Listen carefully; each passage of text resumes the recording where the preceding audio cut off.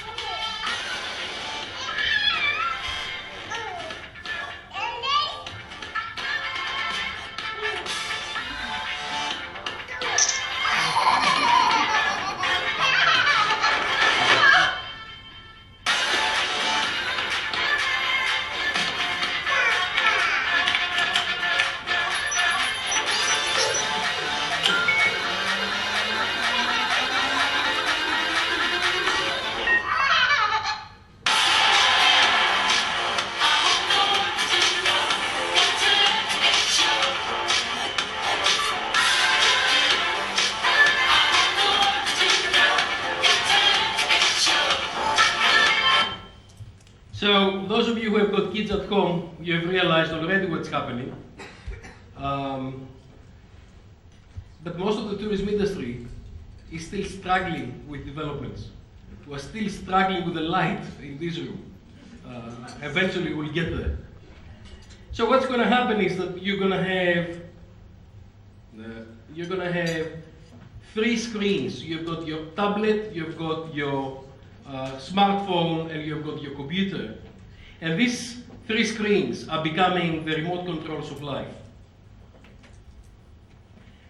And through that, we'll be connecting a whole range of different devices and applications. And all of those things will be working together. You've heard about the Internet of Things.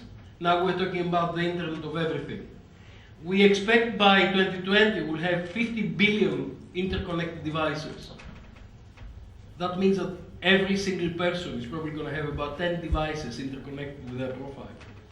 What's going to happen is that we're going to have profile portability, and we're going to have customer centricity. Customer will be in the middle. Customer will be driving a range of different devices, from smartphones, from automatic cars, from cameras, from screens, iPods, wherever, which will work with a range of different networks. Wherever the networks are coming from, the machine will understand what kind of need the machine will have. It will understand what is the cost of the machine and what is the power of the cost of the network and the power of the network, and it will optimize itself.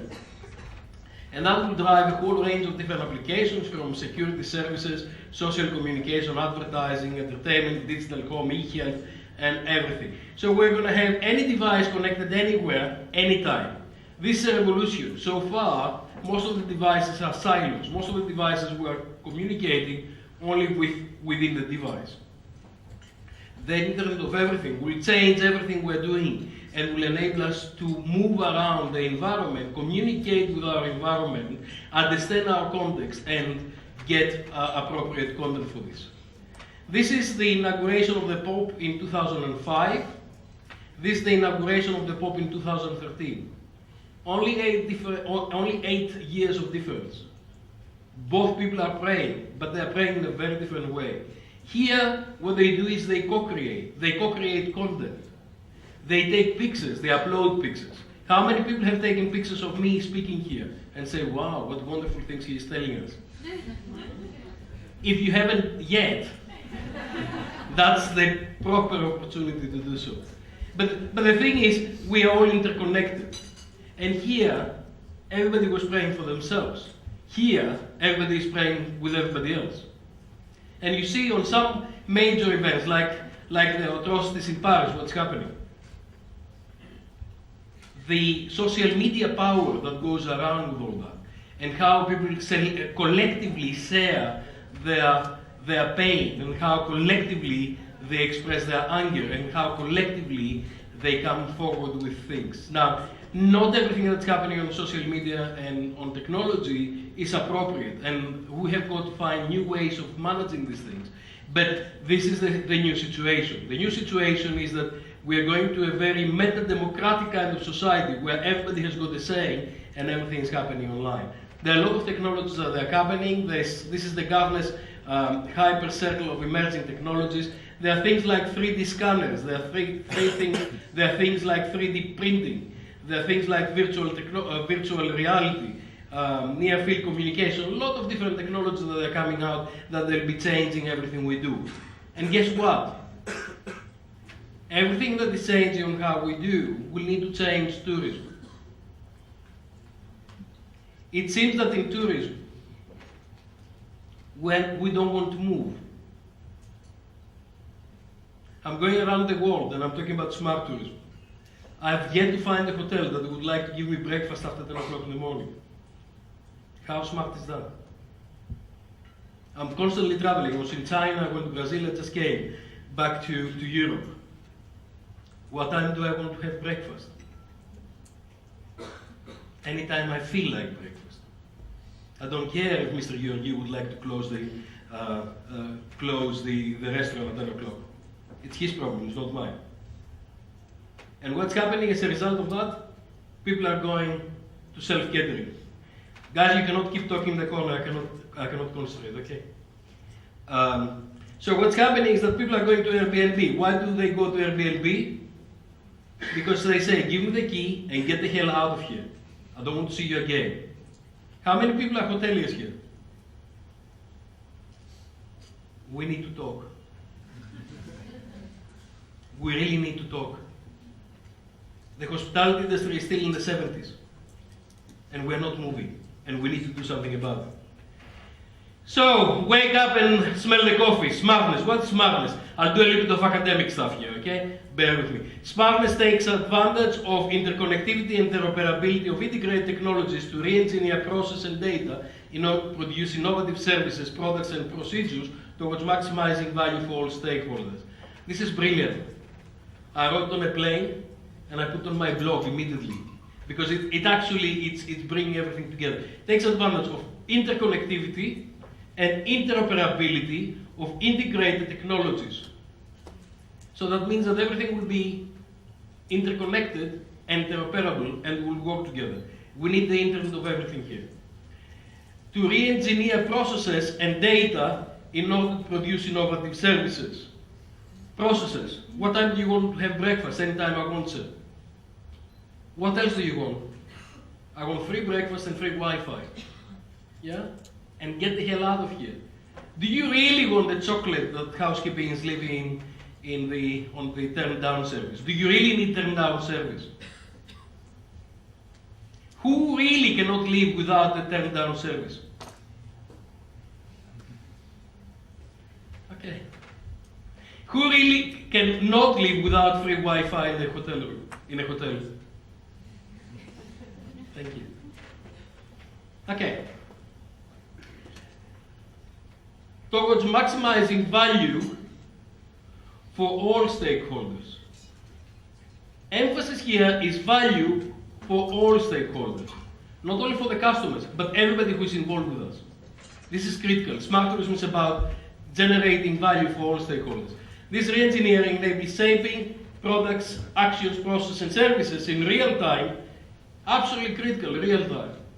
The hotel I'm working in Cyprus for the first time ever, we see that people do not pick up the phone and say, hi, my son is ill, can we have a doctor, can we have some medicine? But what they do is they put a message on Facebook, or so they send us a message on Facebook. Now, in the last year, the customer generated a group of people who are talking about the hotel.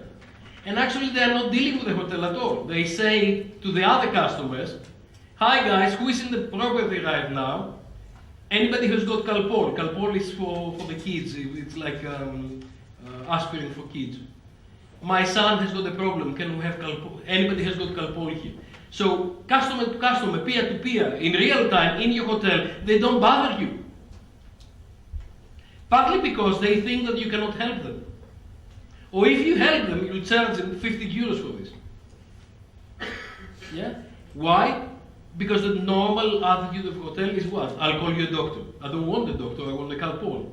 Yeah? So what they do is peer to peer. They speak to other customers. So it's a totally different ball game that we're going to. And I see that in the industry it's happening, and those people who are working with me, we can actually prepare and actually deal with these things. So, real time, engaging different stakeholders simultaneously to optimize the collective performance and competitiveness and generate agile solutions and value for all involved in value systems. I was recently in South Africa, in Cape Town. The guy who was taking us around, the guide, had Wi-Fi in his van. And I don't remember the name of the company, but he had a thing that if you share any content, can you please put my name, tag my name on your code? And of course everybody was doing that. But we had 5 people in his car, and we desperately needed access to the internet, and we desperately needed to share content. Smartness is the glue of interoperable, interconnected, mutual beneficial systems and stakeholders, and provide the infrastructure for the value creation for all. Glue. Smartness is the glue. So if your mom asks you what you learned today, smartness is the glue. Smartness is not about technology. Technology is one element. Human capital, social capital, innovation, and governance. All of those things need to work together. If one of these things do not work together, it doesn't work. And we'll talk about sharing economy later on, and you see how governance is absolutely important for this. How human capital, innovation is absolutely critical in this. How social capital needs to take place and also take advantage of these things. Why do we do smartness and big cities and big data? Because by the 21st century, there'll be 19 cities in the world that will have 20 million people or more. I just came back from Rio. Rio has got 12 million people. 12 million. The whole Greece is Rio. Out of this, 3 million people live in favelas, which they don't have identities. They don't have address, because the state until recently didn't recognize them. In the last 4 years, they've been going through a process of doing that. Just before that, 2 weeks ago, I was in Shanghai, in Nanjing, in Hangzhou, and Guilin in China, 4 cities. Each of these cities is more than 10 million people. And if they do not use technology, this happens. They just block everything. It's the size of those places that requires to have that. So what's happening is that here you've got various utilities. You've got water, you've got energy, you've got mobility, and you've got communication. All these utilities are constantly serving the customers, and they generate data. Data are going to data centers, and they're coming to management infrastructure. And then here you've got a whole range of different players. You've got retailers, you've got schools, you've got hospitals, you've got hotels, you've got factories, you've got all these people who are providing, they're generating value. And they're supporting a lot of different activities, from travel, work, live, study, and they work with all these players to actually deliver value to everybody out there. So what's happening is that we're going to have a lot of infrastructure providing data and providing services that will be emerging in the urban environment or in the tourism environment, and then they'll create value through different functionality with different players. It's like that. The root is technology, the root is all of those different things that will enable us to create value as the fruit of the tree. So the root is really about understanding how technology will support us developing these things, and then on top you've got e-commerce, you've got smart education, smart community, e-government, and all the rest of it. So here you've got aggregation and gathering of data, here you've got discovery and analyzing of information, here you've got plan and execute optimal response. And it's a process like that that will make a place smart, that will enable a place to create value and share value with all citizens. Now, one of the most interesting things is the creation of sensors, and the sensors and where are the sensors and what's happening with the sensors. Because until recently, if you want to collect data, you had to do a questionnaire or you had to go out and collect data somehow. Yeah? Most of the tourism data are data that's collected in hotels or in borders or through banks, and there's a report from the Bank of Greece or whoever 2 years later that says this happened in 2012. I'm not a historian, I'm a tourism traveler, I'm a tourism professional. I want to know what's going to happen next. I want to know how to react immediately. 2 years ago, the situation was totally different. The Russians still had a lot of money. Yeah? There are a lot of places that they are competing with us in Greece. Right now, a lot of places do not compete with us because of their security issues. The market is changing instantly. What happened in Paris changed the market overnight. Okay, so what is interesting here is how we are getting information, current information, right now. So we've got a lot of sensors. Cars will generating information about traffic. Where's the traffic going? By following the mobile phones on motorways, we know what's the speed of the motorway in real time, because we know where the mobile phone is and we know how fast it's traveling. Now, I don't want police to know how fast I'm traveling, but that's another matter. Okay. So lighting the hub in the streets, smart lighting. It will tell us what is the light situation right now. Is it dark outside or is it bright? And it's going to give us other information. What is the temperature? So when you are collecting all this data and you aggregate this data, how many people have taken pictures right now from here? Vicky's taking pictures, right? Okay, all this information is geotagged, is time tagged, and it's also, it gives us information about what machine Vicky has been taking. At the same time, because we know where Vicky is, we know when Katerina is taking pictures, we know the proximity between Katerina and Vicky. The data that's emerging is amazing. And that gives us opportunities to create what we call SOCOMO marketing, social media, context-based and mobile marketing. You see some of this in the board. I'll play a little bit of this video. This is about interoperability between different devices and how all these devices and the big data will be coming into your daily life. And what you see here is how those things are emerging and they are moving across the day.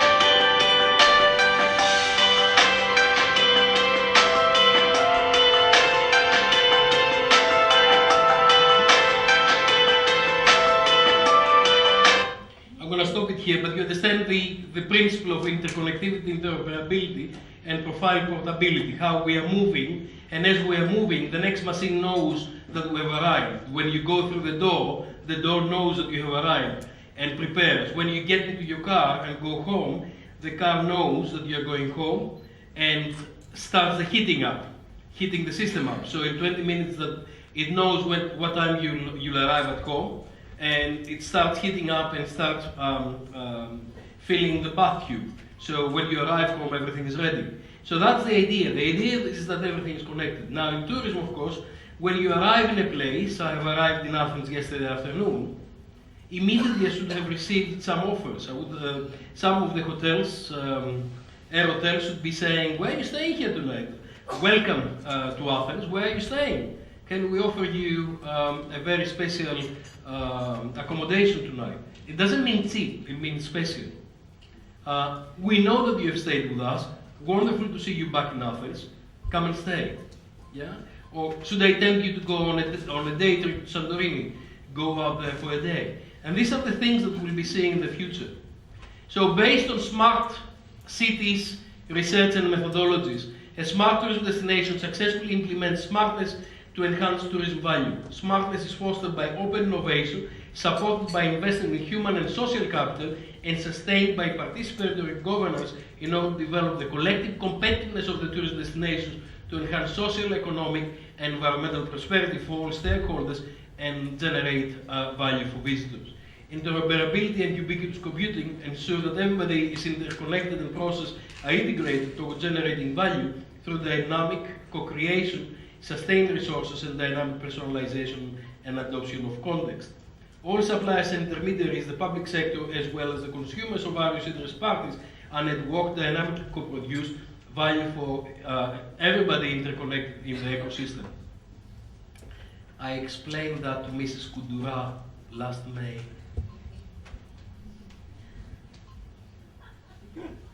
You were there, that's why you're laughing.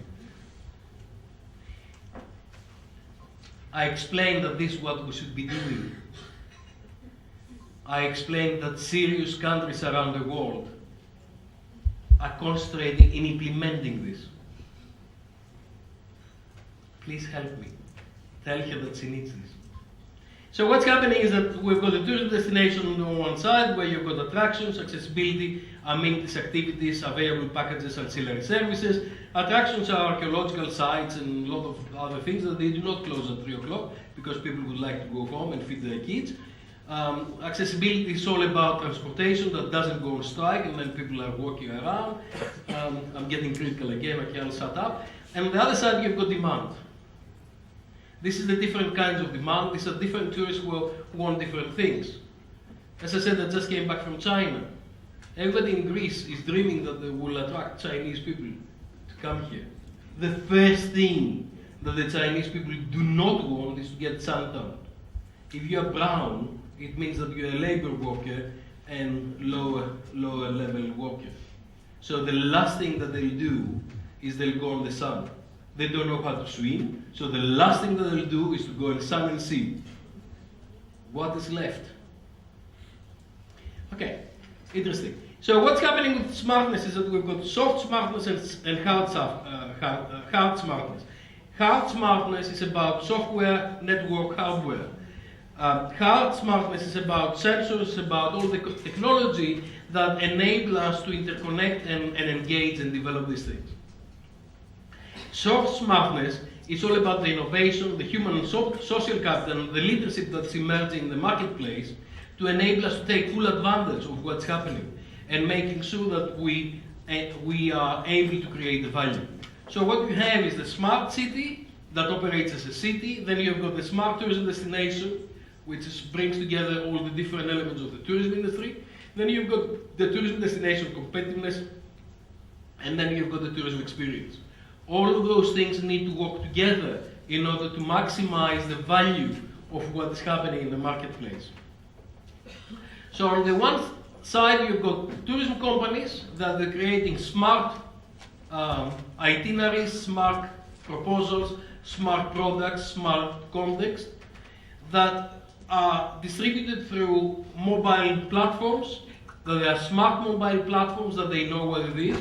So if Christos would like to promote Galaxy, yeah, good luck, great, okay. If Christos would like to promote Galaxy at the Hilton Hotel, the best time that he needs to send a message out to your mobile phones is what time? 3 o'clock, 4 o'clock. At the time, 5? Well, the thing is, before you leave the office, you really need to have a plan what you're going to do tonight. So it's that timing that is absolutely critical to say, yeah, I'd like to go out, I'd like to go tonight at 6 o'clock at the Galaxy. There's a special offer, there's a special thing that we're going to do. So all this is coming here, because on the one side, you understand what the organizations are offering, on the other side, you understand what the tourism customers require. And all this is coming into a personal encounter which co-creates tourism value. This is the point where we bring together value propositions and value requirements, and we co-create value right in the middle of it. I'm going to go through these things. There are several experiences that they can only be created through technology. These are things that they are only delivered through augmented reality, or virtual reality, or technology of this nature. And there's the low technology stage experience. It's this yellow, following the yellow umbrella kind of experience, where everybody is going on the same tube. But everybody gradually would like to go towards technology enhanced and technology empowered experience, where you can understand and personalize the experience based on your requirements on this particular context. How long have you got in Rio? In Rio, I had about 12 hours to understand everything about Rio. The rest of this was committed time. I couldn't spend time around. So it's really, you rely on technology to understand what is happening, and you rely on technology to understand how you can interact with your environment to create value. And this is, the more technology you use, the more you can intensify the co-creation of the experience. And I don't have the time to give you all the examples from here, but I'll give you some reference to have a look later. The more technology you have, the more you can co-create the tourism experience to fill your particular requirements at this particular moment. Okay, this is some of the applications that they do in Spain. Sensitur is my friend Antonio Davila. That is, they are doing flow management and sensors with applications, so they can understand how crowded Barcelona can be. And I don't know if you're following what's happening in Barcelona, but it's all about, they've started the campaign with the new mayoress there, that she doesn't like tourism so much, and also there's a lot of things that they have in Barceloneta, where people say, do not be a tourist, be a traveler. Please come here and enjoy the town, but do not be a tourist. Traffic situation through the Internet of Things, traffic information through applications, parking spaces. How long did you spend this morning looking for a parking around here? Would it be nice to find out where the parking space is and actually reserve it? And tourism for all, applications for handicapped and disabled. Video guides, geolocalized tourism routes, promotion of tourism resources of the destination, full historic immersion through smart optics and devices like Oculus. I don't know if you've seen these devices, the immersive devices. And these are very interesting maps, because the maps are demonstrating where mobiles are and where people are moving. So if I know the flows, where people go at what time, I can actually support them. Now, most of the tourists who go to Acropolis in Athens, they go very early in the morning.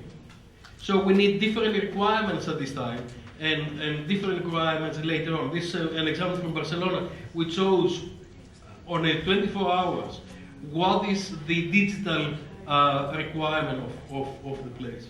So to conclude, you have got smart cities, smart destinations, competitiveness as a tourism experience. But in order to have that, you need leadership, human capital, entrepreneurship, innovation, social capital. You need these things in order to be able to build and develop clever solutions. We need social media monitoring, constantly reviewing what is out there and what is the discussion about. So a lot of the discussion currently is about Paris. A lot of the discussion is about different things that are happening out there. And by the way, Vicky told me to remind you of the hashtag, which is Digi.travel 2015. Digi.travel, hashtag Digi.travel 2015. When you generate content, please use that so we can find it. On Twitter. What about other networks? It's ready.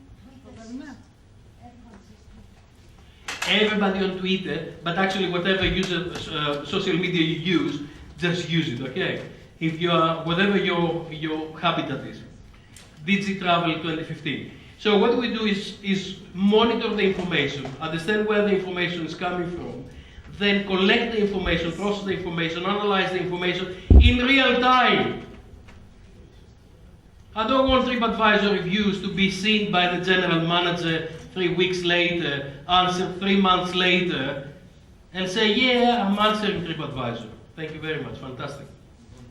I would like you, I'll give you an example. I went to my hotel room in Rio, and the air conditioning was noisy. I switched off the air conditioning, it was still noisy. Before it was like a helicopter, then it was a Mercedes, like a car engine running into my room. I plugged it off from the electricity, it's still going. What do? Twitter. Hotel Palace, Mar Palace, whatever it was called, sucks. I spoke to the manager, he didn't do anything. What do you expect me to do? I could not sleep, I was awake all night long. So, but equally, I'll show you some other fantastic examples of people who are doing that. As I said, smartness is not about technology. I'll give you 2 examples. This is the conference, the smart conference in Hangzhou in China, that they were trying to offer coffee to 850 people on a queue like this in 20 minutes. Guess what? You cannot do it. You don't need to be a genius. You don't even need to be a food and beverage manager to understand that this can never happen. I'll give you a housekeeping example. This is one of the most touching experiences I had in my life. So this lady, I think her name is June, who was attending my room, says, Dear Professor Buhalis, that you will speak tomorrow in order to better protect your throat, I'm specially prepared for you a candy. So she left a little bit of caramelles. She left me a candy because she knew I was speaking the next day. This is this is amazing. This is context-based, personalized, individualized, everything. This is my mom kind of thing, yeah? My mom will do this kind of thing. And there's no technology involved. Somehow, she found out I was speaking the next day. Beautiful. And she did that in a nice, okay, this is a little bit of photography here. So this was the other side of the card. And beautiful, absolutely beautiful. Because it was right at the right person, at the right time, the right thing for the right person. Brilliant. So the future is going to look like that through augmented reality. We'll see a lot of things in front of us. We'll know everything about you through your public information out there. We'll know everything about anybody because all the information is publicized.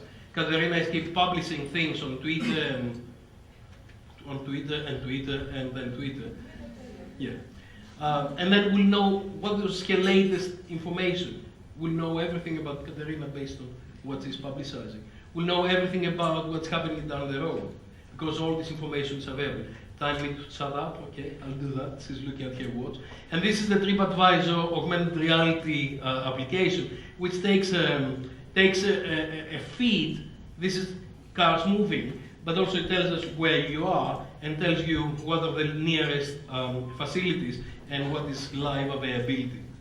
So this is cutting edge research that we're doing in Bournemouth University. These are the publications that we actually produced in the last 8 months, I think.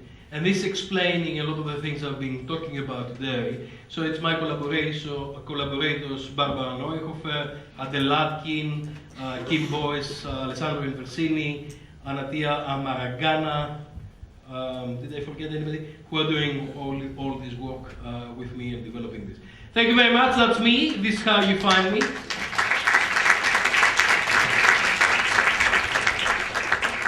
And as a chairman, I'd like to invite questions. If anybody has got the questions, I'd like to make that interactive, and we'll try to be interactive throughout the conference. Any questions?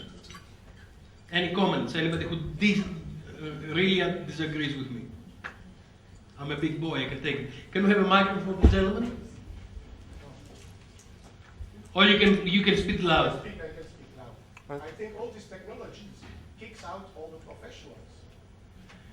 No, it doesn't. It means all the people will do everything by themselves. They don't need anybody anymore. Nearly. Yeah, I think you're right to a certain extent, and actually we see that in Scandinavian countries, a lot of people will not want to bother you, and there's a lot of self-service. In fact, if you go historically, when you are flying with British Airways in the 50s, there was a butler on board who was buttering your bread and was giving you this kind of things. Now people are preferring Ryanair and EasyJet and some of the other services they need to change. But the truth is half the way through. We need people who can add value. We need people who understand what we need and use technology to communicate effectively, not only with the customer, but the entire system to add value. So we need experts to come forward and actually do what creates value. We don't need time wasters, that they're following processes and they're trying to get you to follow their processes. It's a different world. And those people who understand this, they'll go forward. It's not an accident that Airbnb is flying. We'll discuss about that later. But yes, we don't need so many people to waste time. We need effective information. And I can give you countless examples from the tourism industry. Any more? There was another. By the way, who you are? I'm John Van Erden from Mykonos Accommodations. Okay, Travel agent. very good.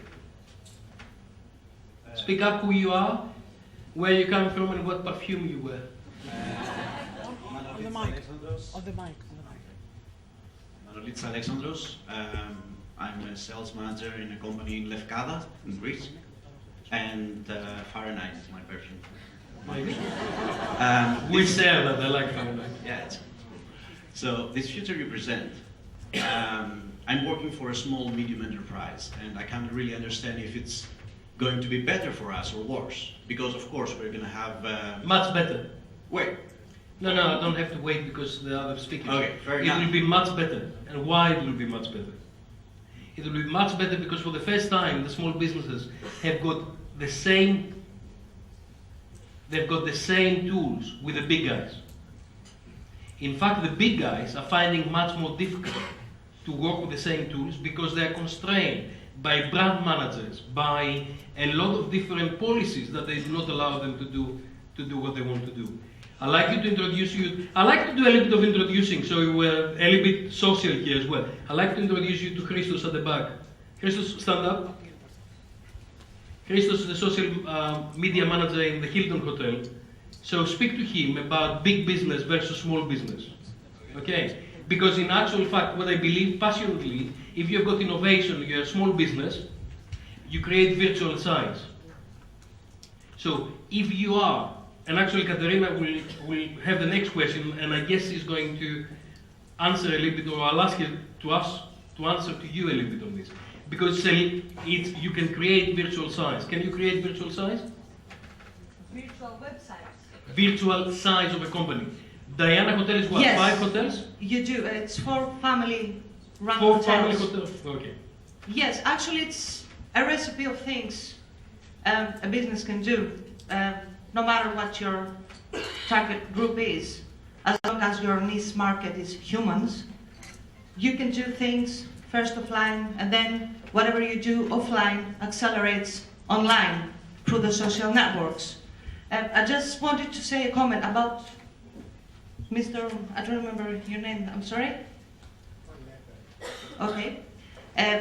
We actually tend to automate things because I think that businesses need to reevaluate and re-engineer the way they think about customer service. I mean, It's what really about happened to you? re-engineering. Yeah, it's re-engineering our culture because we're living in a cultural shift about the way we do things in our everyday lives, not only when we travel. Absolutely. So actually, it's a cultural game, mind game.